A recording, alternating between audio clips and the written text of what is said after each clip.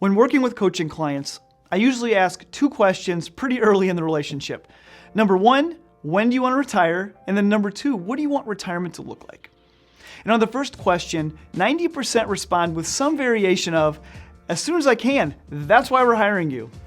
And for the second question regarding what they want retirement to look like, there are three answers I hear most often.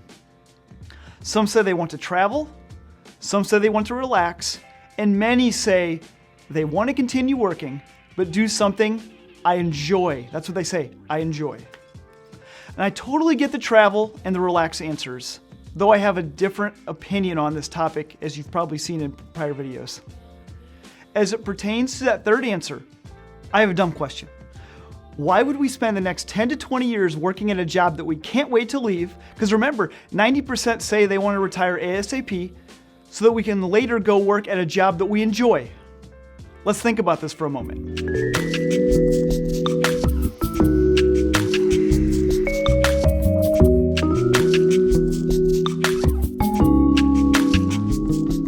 Okay, I'm back. Did you think about this? We're going to live a life where we celebrate Friday, we dread Monday, we painfully gut through the majority of our waking hours, we go spend money on things to mask the discontentment, and repeat that process again for the next 500 to 1,000 weeks. It's insanity. But we've been wired to think that's just how the world works. Instead, why aren't we aggressively pursuing that something I enjoy career today rather than waiting 10 or 20 more years? 18 months ago, I had an amazing career. I was doing something that I'd always dreamed of. And it was an awesome 15 years of relationships, experience, and growth. But God gave me a new dream and a new vision. And I've had pieces of this dream in the back of my mind for many, many years. And I would tell people about how someday, hear that? Someday, I was going to do something about it.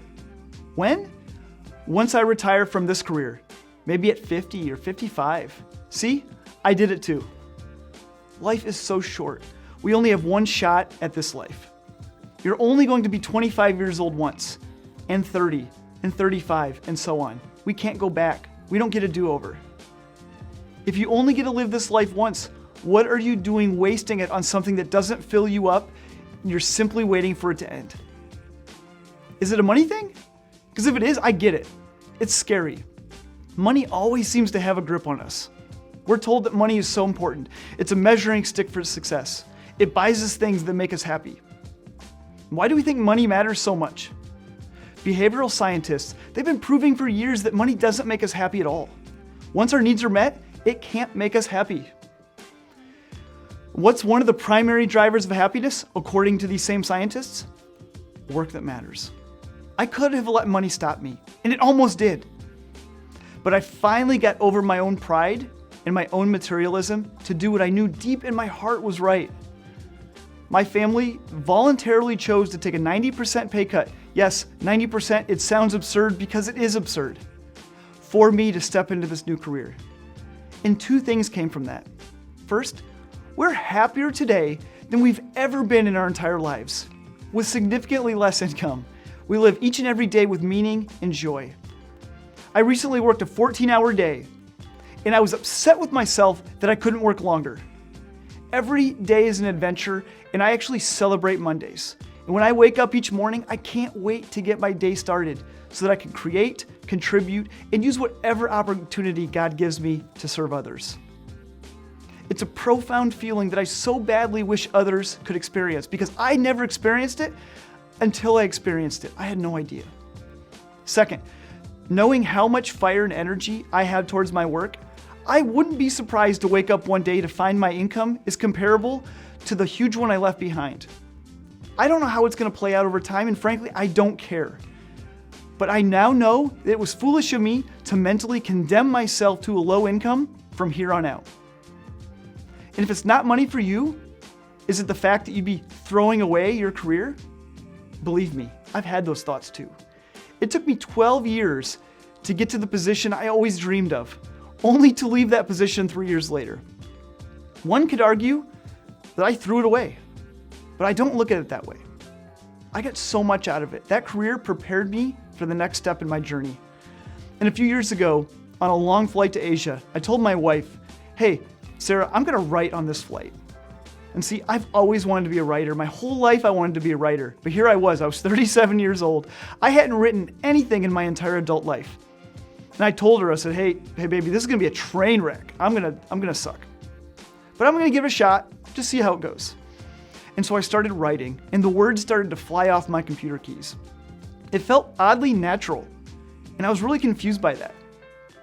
How did writing feel so natural when I hadn't written in nearly 15 years?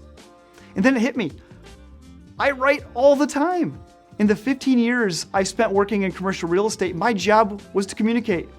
I wrote every day. It just looked different. I spent 15 years writing to my clients, to my colleagues, our investment committees, and it absolutely prepared me for the next step in my journey. Nothing worthwhile is ever thrown away. Every experience, every struggle, every skill that I acquired in that 15-year career in commercial real estate, it's meaningful to me today as I step into this next chapter.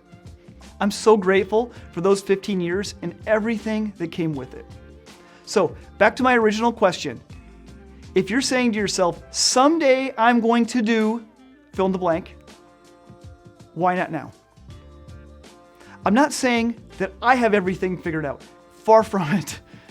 But I can tell you, I'm so grateful that I decided to do at 38 what I always told myself I'd be doing at 50 or 55. Life is too short for regret. When will you step into your someday? Thank you so much for watching. We hope this added value to your life. And if it did, it would mean the world to us if you would like, share, or even subscribe to our channel.